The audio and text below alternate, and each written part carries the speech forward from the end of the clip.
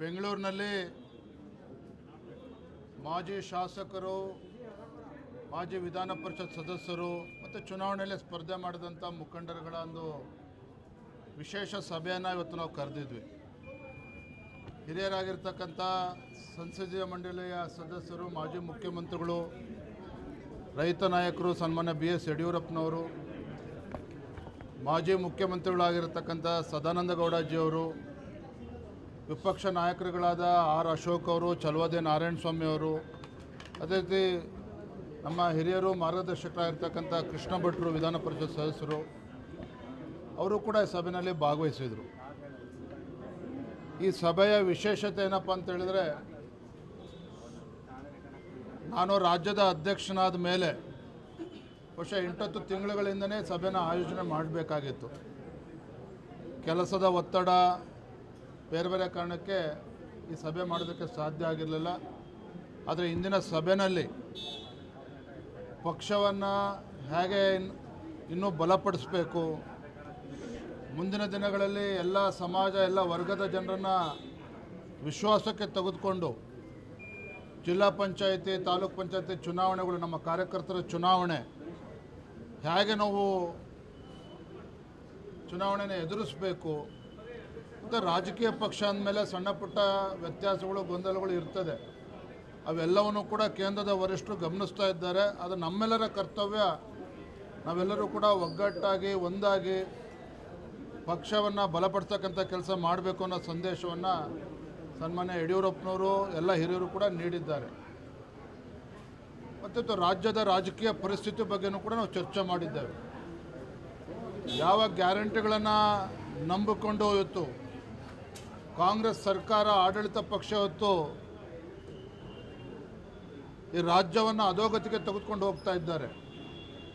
ರಾಜ್ಯದಲ್ಲಿ ಅಭಿವೃದ್ಧಿ ಶೂನ್ಯ. ಇವತ್ತು ಬಾಣಂತಿಯರ ಸಾವಿನ ಪ್ರಕರಣ ಇರ್ಬೋದು, ನವಜಾತ ಶಿಶುಗಳ ಒಂದು ಮರಣ, ಒಂದು ಕಡೆ ಸರಣಿ ಮರಣ ಹೊಂದ್ತಾ ಇರ್ತಕ್ಕಂಥದ್ದು, ಭ್ರಷ್ಟಾಚಾರ, ಆತ್ಮಹತ್ಯೆ ಪ್ರಕರಣಗಳು, ಒಟ್ಟಾರೆಯಾಗಿ ಸರ್ಕಾರದ ಬಗ್ಗೆ ರಾಜ್ಯದ ಜನ ಇವತ್ತು ಬೇಸತ್ತಿದ್ದಾರೆ. ಆಡಳಿತ ಪಕ್ಷದ ಶಾಸಕರು ಕೂಡ ಮುಖ್ಯಮಂತ್ರಿಗಳ ಬಗ್ಗೆ, ಆಡಳಿತ ಪಕ್ಷದ ಬಗ್ಗೆ ಅವರೇ ಬೇಸತ್ತಿದ್ದಾರೆ. ಹಾಗಾಗಿ ಎಲ್ಲವನ್ನೂ ಕೂಡ ಅರ್ಥ ಮಾಡ್ಕೊಂಡು ನಾವೆಲ್ಲರೂ ಕೂಡ ಒಗ್ಗಟ್ಟಾಗಿ ಹೋಗಬೇಕು ಅನ್ನುವ ಸಂದೇಶವನ್ನು ಇವತ್ತಿನ ಸಭೆಯಲ್ಲಿ ಎಲ್ಲ ಹಿರಿಯರು ಕೂಡ ನೀಡಿದ್ದಾರೆ.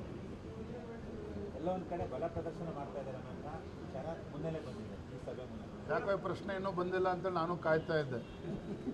ಇವತ್ತಿನ ಸಭೆ ಯಾವುದೇ ರೀತಿಯ ಬಲ ಪ್ರದರ್ಶನ ಆಗಲಿ, ಯಾರನ್ನೋ ಪಕ್ಷದಿಂದ ಉಚ್ಚಾಟನೆ ಮಾಡಬೇಕು ಈ ವಿಚಾರ ಆಗಲಿ, ಇದ್ಯಾವುದು ಕೂಡ ಈ ವಿಚಾರನ ಇಟ್ಕೊಂಡು ಸಭೆ ಸೇರಿರ್ತಕ್ಕಂಥದ್ದಲ್ಲ.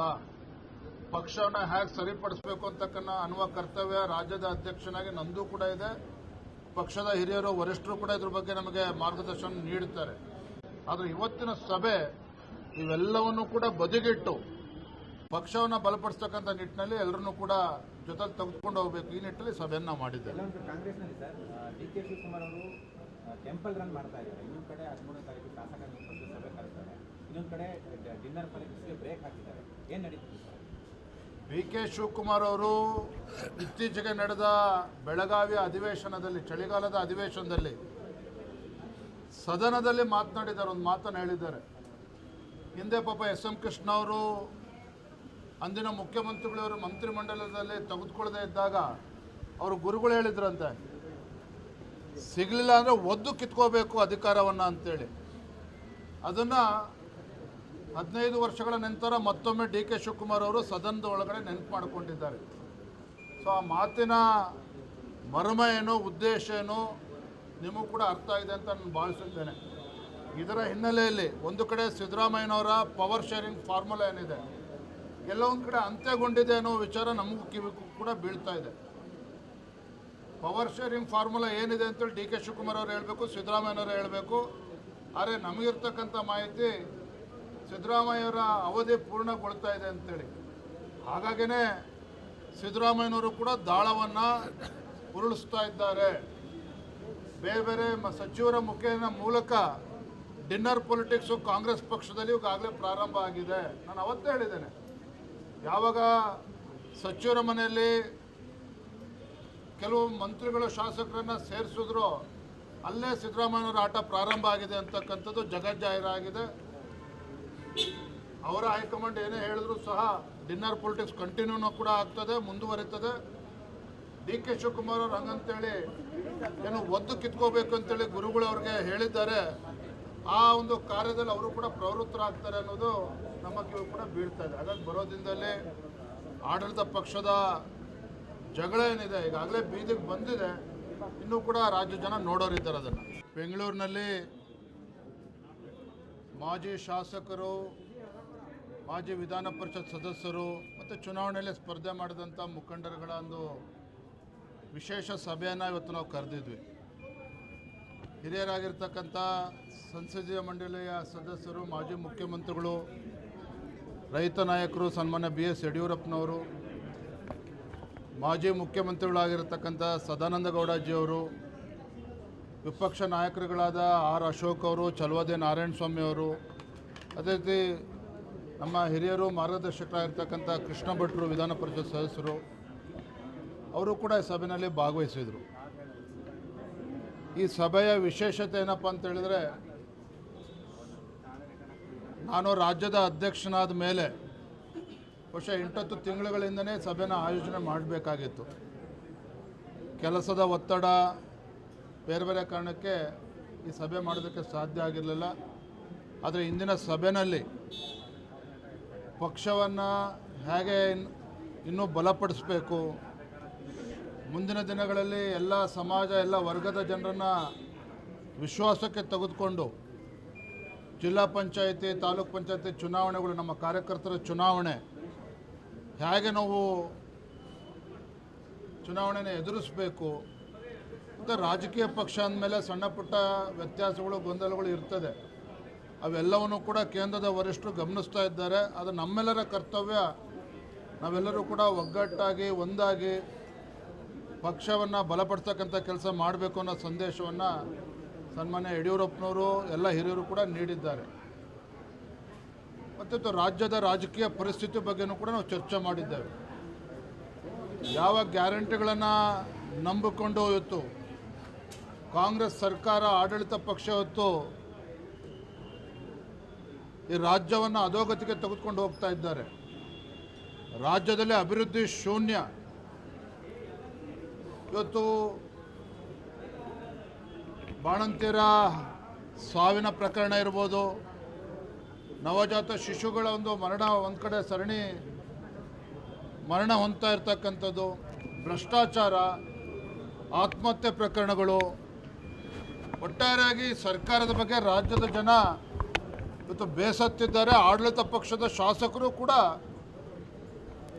ಮುಖ್ಯಮಂತ್ರಿಗಳ ಬಗ್ಗೆ, ಆಡಳಿತ ಪಕ್ಷದ ಬಗ್ಗೆ ಅವರೇ ಬೇಸತ್ತಿದ್ದಾರೆ. ಹಾಗಾಗಿ ಎಲ್ಲವನ್ನೂ ಕೂಡ ಅರ್ಥ ಮಾಡ್ಕೊಂಡು ನಾವೆಲ್ಲರೂ ಕೂಡ ಒಗ್ಗಟ್ಟಾಗಿ ಹೋಗಬೇಕು ಅನ್ನುವ ಸಂದೇಶವನ್ನು ಇವತ್ತಿನ ಸಭೆಯಲ್ಲಿ ಎಲ್ಲ ಹಿರಿಯರು ಕೂಡ ನೀಡಿದ್ದಾರೆ. ಎಲ್ಲ ಒಂದು ಕಡೆ ಬಲ ಪ್ರದರ್ಶನ ಮಾಡ್ತಾ ಇದ್ದಾರೆ ಅನ್ನೋ ವಿಚಾರ ಮುನ್ನೆಲೆ ಬಂದಿದೆ ಈ ಸಭೆ ಮುನ್ನ.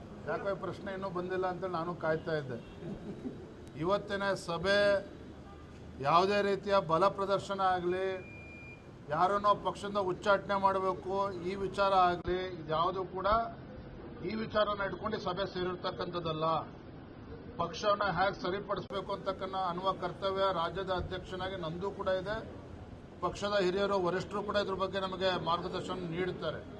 ಆದರೆ ಇವತ್ತಿನ ಸಭೆ ಇವೆಲ್ಲವನ್ನು ಕೂಡ ಬದಿಗಿಟ್ಟು ಪಕ್ಷವನ್ನು ಬಲಪಡಿಸ್ತಕ್ಕಂಥ ನಿಟ್ಟಿನಲ್ಲಿ ಎಲ್ಲರನ್ನೂ ಕೂಡ ಜೊತೆಗೆ ತೆಗೆದುಕೊಂಡು ಹೋಗಬೇಕು, ಈ ನಿಟ್ಟಿನಲ್ಲಿ ಸಭೆಯನ್ನು ನಾವು ಮಾಡಿದ್ದೇವೆ. ಕಾಂಗ್ರೆಸ್ನಲ್ಲಿ ಸರ್ ಡಿ ಕೆ ಶಿವಕುಮಾರ್ ಅವರು ಟೆಂಪಲ್ ರನ್ ಮಾಡ್ತಾ ಇದ್ದಾರೆ. ಇನ್ನೊಂದು ಕಡೆ 13ನೇ ತಾರೀಕು ಶಾಸಕಾಂಗ ಸಭೆ ಕರೆಸ್ತಾರೆ, ಇನ್ನೊಂದು ಕಡೆ ಡಿನ್ನರ್ ಪಾಲಿಟಿಕ್ಸ್ಗೆ ಬ್ರೇಕ್ ಹಾಕಿದ್ದಾರೆ. ಏನು ನಡೀತಿದೆ ಸರ್? ಡಿ ಕೆ ಶಿವಕುಮಾರ್ ಅವರು ಇತ್ತೀಚೆಗೆ ನಡೆದ ಬೆಳಗಾವಿಯ ಅಧಿವೇಶನದಲ್ಲಿ, ಚಳಿಗಾಲದ ಅಧಿವೇಶನದಲ್ಲಿ ಸದನದಲ್ಲಿ ಮಾತನಾಡಿದ್ದಾರೆ, ಒಂದು ಮಾತನ್ನು ಹೇಳಿದ್ದಾರೆ. ಹಿಂದೆ ಪಾಪ SM ಕೃಷ್ಣ ಅವರು ಅಂದಿನ ಮುಖ್ಯಮಂತ್ರಿಗಳವರು ಮಂತ್ರಿಮಂಡಲದಲ್ಲಿ ತೆಗೆದುಕೊಳ್ಳದೆ ಇದ್ದಾಗ ಅವರು ಗುರುಗಳು ಹೇಳಿದ್ರಂತೆ, ಸಿಗಲಿಲ್ಲ ಅಂದರೆ ಒದ್ದು ಕಿತ್ಕೋಬೇಕು ಅಧಿಕಾರವನ್ನು ಅಂತೇಳಿ. ಅದನ್ನು 15 ವರ್ಷಗಳ ನಂತರ ಮತ್ತೊಮ್ಮೆ ಡಿ ಕೆ ಶಿವಕುಮಾರ್ ಅವರು ಸದನದ ಒಳಗಡೆ ನೆನಪು ಮಾಡಿಕೊಂಡಿದ್ದಾರೆ. ಸೊ ಆ ಮಾತಿನ ಮರ್ಮ ಏನು, ಉದ್ದೇಶ ಏನು ನಿಮಗೂ ಕೂಡ ಅರ್ಥ ಆಗಿದೆ ಅಂತ ನಾನು ಭಾವಿಸಿದ್ದೇನೆ. ಇದರ ಹಿನ್ನೆಲೆಯಲ್ಲಿ ಒಂದು ಕಡೆ ಸಿದ್ದರಾಮಯ್ಯನವರ ಪವರ್ ಶೇರಿಂಗ್ ಫಾರ್ಮುಲಾ ಏನಿದೆ ಎಲ್ಲ ಒಂದು ಕಡೆ ಅಂತ್ಯಗೊಂಡಿದೆ ಅನ್ನೋ ವಿಚಾರ ನಮಗೂ ಕಿವಿಗೂ ಕೂಡ ಬೀಳ್ತಾ ಇದೆ. ಪವರ್ ಶೇರಿಂಗ್ ಫಾರ್ಮುಲಾ ಏನಿದೆ ಅಂತೇಳಿ ಡಿ ಕೆ ಶಿವಕುಮಾರ್ ಅವರು ಹೇಳಬೇಕು, ಸಿದ್ದರಾಮಯ್ಯನವರು ಹೇಳಬೇಕು. ಆದರೆ ನಮಗಿರ್ತಕ್ಕಂಥ ಮಾಹಿತಿ ಸಿದ್ದರಾಮಯ್ಯವರ ಅವಧಿ ಪೂರ್ಣಗೊಳ್ತಾ ಇದೆ ಅಂತೇಳಿ. ಹಾಗಾಗಿನೇ ಸಿದ್ದರಾಮಯ್ಯನವರು ಕೂಡ ದಾಳವನ್ನು ಉರುಳಿಸ್ತಾ ಇದ್ದಾರೆ. ಬೇರೆ ಬೇರೆ ಸಚಿವರ ಮುಖೇನ ಮೂಲಕ ಡಿನ್ನರ್ ಪೊಲಿಟಿಕ್ಸು ಕಾಂಗ್ರೆಸ್ ಪಕ್ಷದಲ್ಲಿ ಈಗಾಗಲೇ ಪ್ರಾರಂಭ ಆಗಿದೆ. ನಾನು ಅವತ್ತೇ ಹೇಳಿದ್ದೇನೆ, ಯಾವಾಗ ಸಚಿವರ ಮನೆಯಲ್ಲಿ ಕೆಲವು ಮಂತ್ರಿಗಳು ಶಾಸಕರನ್ನು ಸೇರಿಸಿದ್ರು ಅಲ್ಲೇ ಸಿದ್ದರಾಮಯ್ಯನವರ ಆಟ ಪ್ರಾರಂಭ ಆಗಿದೆ ಅಂತಕ್ಕಂಥದ್ದು ಜಗಜ್ಜಾಹೀರಾಗಿದೆ. ಅವರ ಹೈಕಮಾಂಡ್ ಏನೇ ಹೇಳಿದ್ರು ಸಹ ಡಿನ್ನರ್ ಪೊಲಿಟಿಕ್ಸ್ ಕಂಟಿನ್ಯೂನೂ ಕೂಡ ಆಗ್ತದೆ, ಮುಂದುವರಿತದೆ. ಡಿ ಕೆ ಶಿವಕುಮಾರ್ ಅವರು ಹಂಗಂತೇಳಿ ಏನು ಒದ್ದು ಕಿತ್ಕೋಬೇಕು ಅಂತೇಳಿ ಗುರುಗಳು ಅವ್ರಿಗೆ ಹೇಳಿದ್ದಾರೆ. ಆ ಒಂದು ಕಾರ್ಯದಲ್ಲಿ ಅವರು ಕೂಡ ಪ್ರವೃತ್ತರಾಗ್ತಾರೆ ಅನ್ನೋದು ನಮ್ಮ ಕಿವಿ ಕೂಡ ಬೀಳ್ತಾ ಇದೆ. ಹಾಗಾಗಿ ಬರೋ ದಿನದಲ್ಲಿ ಆಡಳಿತ ಪಕ್ಷದ ಜಗಳ ಏನಿದೆ ಈಗಾಗಲೇ ಬೀದಿಗೆ ಬಂದಿದೆ, ಇನ್ನೂ ಕೂಡ ರಾಜ್ಯ ಜನ ನೋಡೋರಿದ್ದಾರೆ ಅದನ್ನು.